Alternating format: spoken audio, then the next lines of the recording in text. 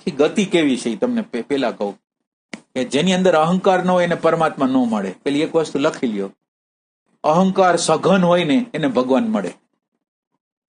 અહંકાર સોલિડ થઈ ગયો હોય ને, જેનામાં અહંકાર જ નથી એને કોઈ પ્રોબ્લેમ નથી, તો લાચારીથી જીવન જીવે છે. પેલી વસ્તુ અહંકાર બનવાની પ્રક્રિયા થવી જોઈએ. અહંકાર છે એ મેચ્યોર થવો જોઈએ. મારી અંદર જે રસો છે એ પરિપૂર્ણ થવા જોઈએ. મને જે રસ છે એ પરિપૂર્ણ રીતે, એટલે આ કેવી છે વસ્તુ છે, હું એક રસમાં જાઉં છું ને, એ રસ આગળ આગળ જાય છે. એ રસ બીજા સ્ટેજ ઉપર, હાયર સ્ટેજ ઉપર જાય. એ રસ ત્રીજા સ્ટેજ ઉપર જાય અને છેલ્લે બ્લાસ્ટ થાય. એટલે પેલી વસ્તુ એ છે કે આ વૈરાગની વાતો ને આ બધી વાતો એવું કર્યું કે સેલ્ફ ટોર્ચર કરવાનું કામ કર્યું. મને ગમે છે અને હું જેના દ્વારા આ અસ્તિત્વને પામી શકું એ મારું એસેન્સ છે, પણ ઈ એસેન્સ કોઈ રીતે પોસાય નહીં, એને કોઈ રીતે કઈ મળે નહીં, જીવન રસ ન મળે અને ચીમડાવી નાખવાની પ્રક્રિયા આપણે કરી છે. એટલે આ પ્રક્રિયામાં તમને આશ્ચર્ય થશે કે આ પ્રક્રિયાની અંદર અમે એવું કહી છીએ કે તમે, એટલે કેટલાક લોકોએ એવી ચાલાકી કરેલી છે અંદર, એટલે એને બિચારા કોન્શિયસલી નહીં, અનકોન્શિયસલી એવું સાંભળેલું છે, એને ડેટા મળેલો છે કે અહંકાર ન કરાય.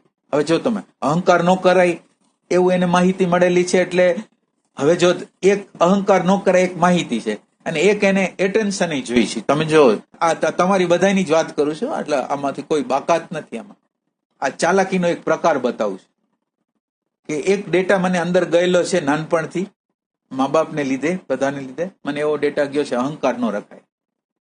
અને મને અંદર ગમે છે કે બધા લોકો મને એટેન્શન આપે, એટલે હવે હું છુપી બધી પ્રક્રિયાઓ કરું. છુપી પ્રક્રિયા શું કરું કે હું સારું વર્તન કરું, સારું વ્યવહાર કરું બીજા લોકો સાથે, બહુ વ્યવસ્થિત વર્તન કરું, બીજા લોકો મારા વખાણ કરે. પણ વખાણ પાછા મેં એવી રીતે લીધા હોય કે વખાણ સામે કરે એ મને નહીં ગમે, સામે વખાણ કરે એ ન ગમે, તો પાછળથી વખાણ કરે ને, એટલે હવે સીધા વખાણ કરે મને ગમે. તમે જોજો આ ટોર્ચર કેવું છે. મને ગમે છે વખાણ, મને ગમે છે, અને છતાંય મને એવા ડેટા છે કે આ ખરાબ કહેવાય, એટલે હું કોઈ સીધે સીધા વખાણ કરે તો હું એક્સેપ્ટ કરતો નથી. એટલે મારું એસેન્સ, જે અંદરનું એસેન્સ છે એ આ ઝંખે છે. મારું અંદરનું એસેન્સ આ ઝંખે છે.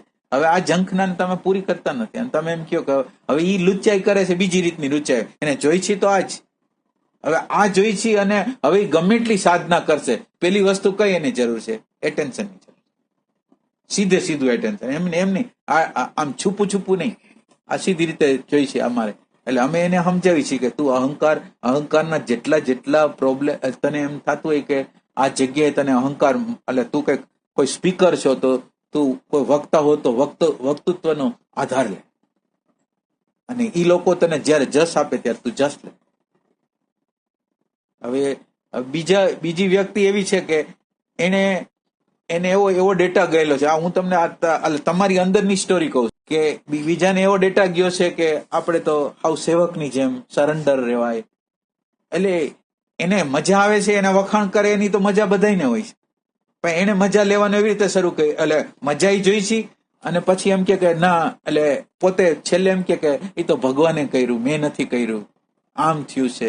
હવે ખરેખર એને જે એટલે દંભ શરૂ થયો, કપટ શરૂ થયું, એટલે એસેન્સ દબાઈ જાય. એના કરતા ડાયરેક્ટ રીતે વખાણ કર્યા લઈ લ્યો ને, બરાબર છે, હાલો. તો એ વ્યક્તિને આપણે એમ શીખવાડવું પડે કે તું આ અહંકારને લે, આ અહંકાર તું કર. આ અહંકાર કરીશ તો ફૂગો જોરદાર રીતે ફૂલાવો તો ફૂટી જાય, પણ એક અવસ્થાએ તમે લઈ તો જાઓ. એટલે આપણને, તમે વિચાર કરો કે તમે તમારી જાતને સુખી કરવા નથી માંગતા. તમે તમારી જાતને સુખી કરવા ન માંગતા હોય, એ આત્માની, પરમાત્માની ખોજ કરી શકે, જે પોતાને ટોર્ચર કરે છે એ જઈ શકે ભગવાન. આપણે નિરંતર રીતે આપણે આ તમને આ ખ્યાલ આવશે કે નથી આવતો મને ખ્યાલ નથી, પણ એમ કે સેલ્ફ ટોર્ચરની પ્રક્રિયા સતત રીતે છે. શબ્દ ખરાબ, સ્પર્શ ખરાબ, રૂપ ખરાબ, રસ ખરાબ, ગંધ ખરાબ, કોઈ જગ્યાએ ઉભા રહેવાની જગ્યા નથી.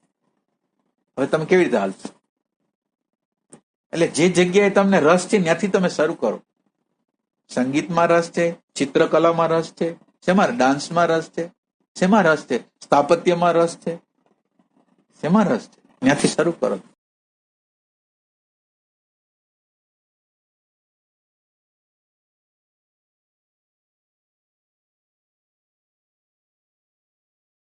એટલે અનાદિકાળથી આ હાલે છે. અને અનાદિકાળથી આપણી અંદર કપટ, દંભ આપણને ગમે છે, પણ આપણે એ સ્વીકારવા તૈયાર નથી.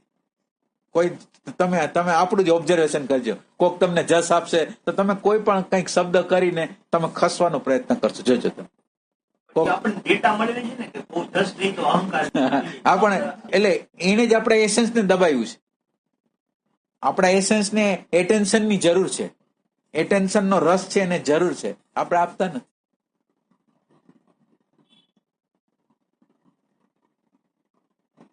માનો કે સંગીતમાં તમે માનો કે તમે સંગીત હોય, ચિત્ર હોય, તમે ચિત્રમાં પૈસા કમાવામાં તમને જ્યાં રસ હોય ત્યાં તમે ગયા, એના અલ્ટિમેટ ઉપર તમે જયારે આવો છો ત્યારે તમને ખબર પડે છે કે મારી આગળ કાંઈ નથી. અત્યારે મારી આગળ રોગ આવી ગયો છે, રોગ આપણી અંદર આવી ગયો છે. હવે રોગ આવી ગયો છે, મારા પૈસા, મારું સંગીત, એનો ભય કાઢવાની તાકાત છે આની. તો હું પ્રશ્ન પેલા એક વખત હું મેચ્યોર થઈ જાઉં. મેં આ પૈસાની અલ્ટિમેટ લગીને વયો ગયો, સંગીતની અલ્ટિમેટ ચરમસીમા લગીને વયો ગયો. મને ખબર પડી કે આ બધી વસ્તુ છે, પણ મારી અંદરનો ભય, મારી અંદરનો રાગ, મારી અંદરનો દ્વેષ કે એવો ને એવો છે. તો આનાથી શું?